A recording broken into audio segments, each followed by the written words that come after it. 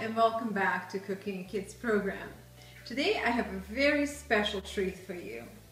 We'll be recreating a centuries-old honey cake recipe. For this honey cake, of course, we're gonna need a lot of honey. And I'm using raw honey that I buy from my local beekeeper. You can use regular store-bought honey in your recipe if you don't have a raw honey. So we'll start with preheating a cup of raw honey and a cup of oil. You can use regular oil or olive oil. And bring it to a lukewarm temperature on a medium fire. And while oil and honey are warming up, we're going to separate 6 egg yolks.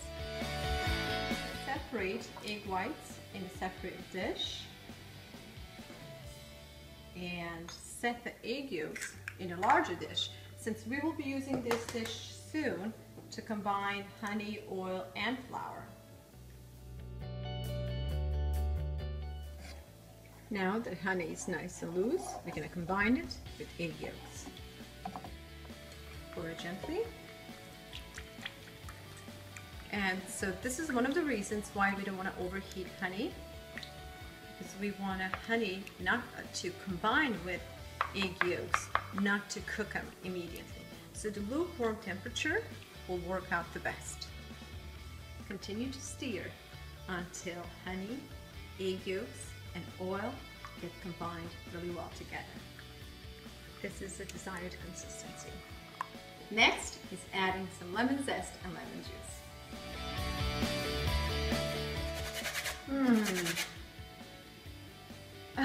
Smells heavenly. There's just something about the lemon and pastries. I don't know, what is it? Lemon and vanilla. I mean, how you just can go wrong with stuff like that when you make pastries. Here goes the lemon juice.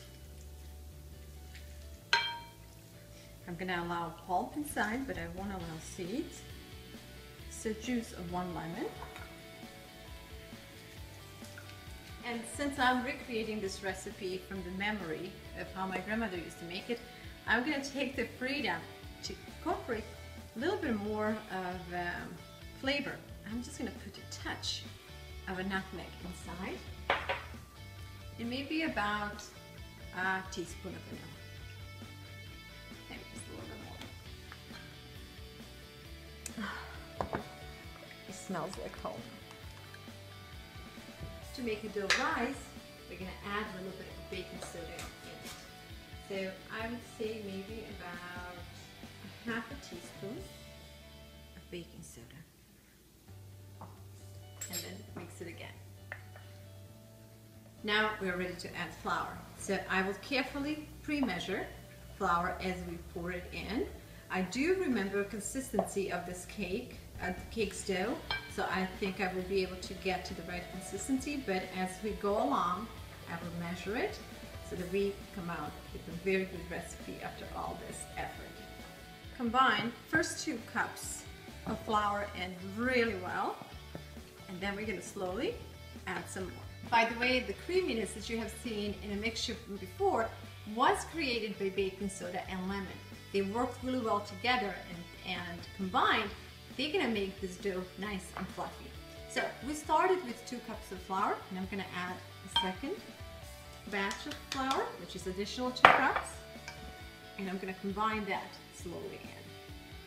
As you work with this dough, you will find out that it tends to be a bit sticky, but be patient with the right amount of flour and mixing. We're going to get this dough to the point where it will be really well manageable.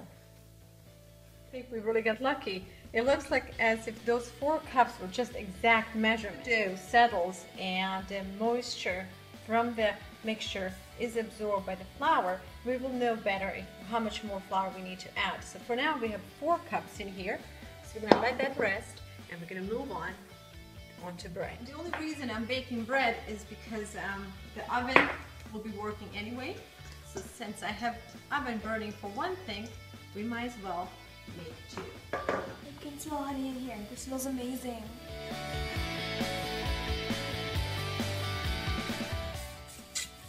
Okay, I'm just gonna oil these baking pans. And as you see, I'm not using a brush, which if you have brush, go ahead. I somehow find that it's much easier to wash my hand than it is to wash a brush. Step is to add a little bit of flour in each of these baking dishes. Shake it around like this. That's one done. We're gonna pour the excess flour around the dough. And we're gonna get back to dough now because dough is nice and soft. Listen to this beautiful sound, okay? This kind of sound, it's very good on dough and very bad on kids' stomach. If your kid's stomach sounds like this, that means they're sick. But if your dough sounds like this, that means you have a perfect dough. So let's get busy with it.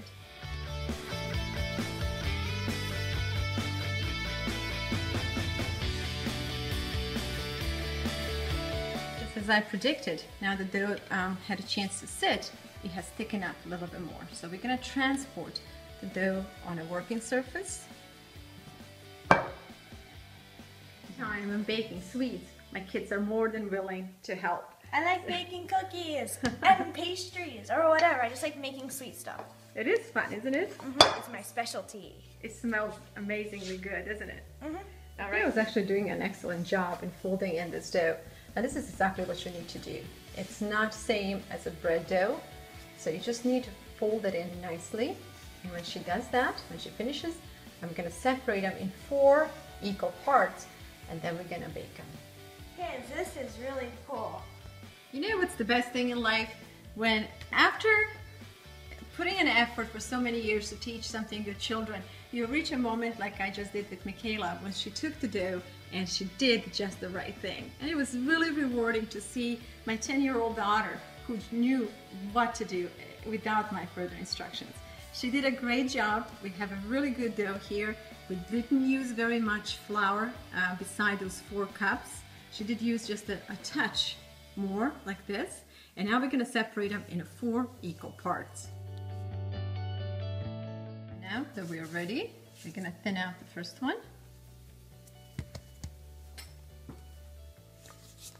Dough is really, really, really nice. So this means our cake will be nice too. Here's the first one. All these recipes are recipes from past, at times when not just a fridge were not available, but also ingredients were really simple and wholesome. So this cake is a true history. And here goes the last one. Choose not to make cake out of a dough like this. You can make cookies too. These cookies will be long lasting. And Michaela's helping me with poking the dough so it releases the pressure. Bake them maybe about 10 minutes on 350, right? I said about 10 minutes, but it's actually been more about 13 to 14 minutes. The cakes are ready. Now we're gonna let them cool, and I will continue with the bread baking. Great things happen when you cook. My neighbor Joe just came in the middle of baking cakes, so naturally I can't just let him slide by. I have to get him busy. So he will do the egg whites for us while I work on the cake. Okay, Joe, you ready to Okay, start? I'm ready to go. Egg whites, and I'll go get some sugar. Okay, go ahead. And I'm talking about the really well whipped egg whites. We're gonna add a little bit over 3/4 cup of sugar. Look great. And I don't know if you remember, if you follow our channel, but Joe and I have made a lemon meringue pie. Joe is an amazing, amazing pastry chef. So baking with him, I'm a little bit nervous. And so for the rest of the recipe, I'll do what Joe says. And Joe says we'll add a little vanilla to our egg whites, okay? So we have 6 egg whites. We have about 2/3 cup of sugar and a touch of vanilla. Ready to roll. So while I tell you a little bit more about the cake, Joe, would you be kind enough to assemble this for us? All right. A couple more things about this cake. As I was telling you earlier, the cake was made for hundreds of years. And this recipe is so old that there's really no recipe. I remember it just by watching my grandma do it. And the beautiful thing about it is that it incorporated a lot of honey in the recipe, which helped preserve this food. So this kind of food was made where people couldn't put their cake in a fridge. So the cake was baked kind of hard. You see this crusted cake. What would you call this? Is it a crust or is it a cake? What is it? I guess it's a cake. It's a cake, okay. A crusty cake.